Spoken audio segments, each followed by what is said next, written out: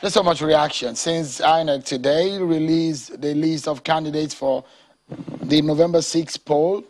It instead listed a member of the House of Representatives from another faction of ABGA, Chukwuma Umeoji, as a flag bearer as against Soludo, the former CBN governor. And the PDP's name was obviously omitted out of that. Mr. Festus Okoye, the man who released that statement today, is joining me here, is a national commissioner with INEC. Thank you so much, Mr. Okoye, for joining us. Thank you. Let's get straight to it. I don't want to drag you into the transmission or no transmission, because at this point, INEC should be left out and allow them to wait until everything is cleared. Anambra is a major issue. You released that statement today. Why is PDP obviously out of that list? Well, in relation to the PDP, we had two court orders regarding the nomination processes of the party. One of the court orders came from a suit filed by one Honorable Genevieve Ekwochi. In this particular order, the commission was asked to maintain the status quo and not to do anything that will truncate the matter that was filed in court. Then thereafter, we also received another court order from the High Court of the Federal Capital Territory. And this, the suit hearing was filed by Valentine Uzibo, who said he was the claimant applicant against the People's Democratic Party and the Independent National Electoral Commission. And he asked for various orders relating to the governorship election primaries in Anambra State. And the court refused all the orders he asked for, or almost all the orders. First of all, he asked for an interim order of this honorable court restraining the first defendant. The first defendant hearing is the People's Democratic Party from tampering with the name of the claimant applicant already submitted to the second defendant, that is the Independent National Electoral Commission, as his candidate for the Anambra State governorship election fixed for 6th November 2021, is hereby refused and dismissed. He also asked for an interim order of injunction mandating the second defendant, that is the Independent National Electoral Commission, to publish the name of the claimant already submitted to it as a candidate of the first defendant. The court also refused and dismissed that.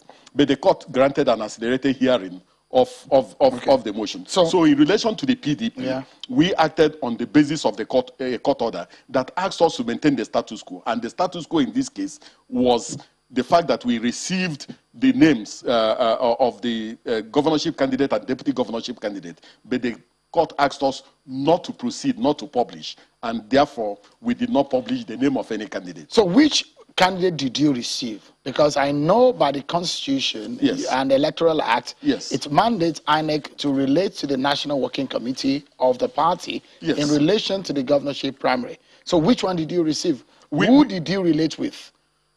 We related with the National Executive Committee of the party. It was the national chairman of the PDP that was given the access code, and they submitted the name of Valentine Uzibo as their candidate. And that is the candidate that we have. But the court said, do not publish until the hearing has been satisfied and the lawsuit has been cleared. Exactly. I understand that there was a sitting in Oka today.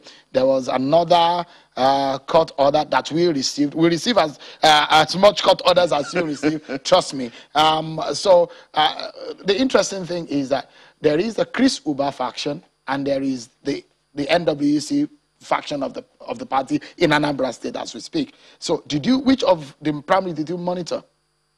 Well, we monitored the primaries for which notice was given to us. And it was the primaries that produced the Valentine Uzibo that the commission monitored, because based on the law, it is the National Executive Committee of the party that gives us notice. And the National Executive Committee of the party, in this case, is the executive represented by the National Chairman and National Secretary. And they gave us notice and we monitor their primaries. So before we go into ABGA, because ABGA is another issue, there is a deadline for the submission of names. Yes. Should this case or the cases that we have as a case where or is be concluded, would INEC still be able to entertain any names on the list? No, there are two issues here. The period given in our timetable and schedule of activities for the submission of the names of candidates, which is backed by the Electoral Act, has elapsed. And that is the 9th day of July 2021. Within that particular window that we gave, the party submitted the name of a candidate. Now, if at the end of the day, the court makes a determination that the candidate whose name was submitted is not the candidate of the party, and the court gives us an order in relation to another validly nominated candidate. Of course, under Section 287 of the Constitution of the Federal Republic of Nigeria, the Commission is duty-bound to give effect to orders from validly constituted, from properly constituted court of law. But in terms of a political party submitting list at this moment, the period has passed and you cannot submit anymore. So with what we're seeing, and the potential is very strong, yes, that the court can ask for another primaries. The period given in our timetable and schedule of activities for the conduct of primaries has elapsed. And because there is a possibility, should that happen? No. The courts operate on the basis of existing law. They operate on the basis of constitutional provisions. And by the provisions of the Electoral Act, we have already, the period for primaries had already been concluded. Okay. So we are now within the ambit and within the purview of the publication of the personal particulars of duly nominated candidates, and that was what we did today. In the case of ABGA, Professor Soludo, which is of the Chief Victor Oye faction, yes, Chief Victor Oye said, Judo KK is not even a member of their party. How come his name is on the list? That's the question that the Victor Oye faction is asking. But it does look at that's the name that you have on your list. Well, you see, as a commission, we do not look for a comb with which to comb the membership list of each political party to determine who is a member and who is not a member. In relation to ABGA, we acted on the basis of two court orders. There was a court order that emanated from the High Court of Justice of Kano State, that's of Jigawa State, that sat in Birnin Kudu, which affirmed that Chief Judo Keke was the valid acting national chairman of the party. And in that in fact, it is a judgment. In that judgment, the commission was mandated to relate with the Judo Keke as an acting national chairman, and also to give recognition and cognizance to any party primaries he organized or conducted under the law. So that's the basis. And it's still valid. And it's not been upturned. It has not been upturned because if you look at the Victor Oye has approached the same court, asking the court to vacate that particular court order and give it leave to appeal as an interested party.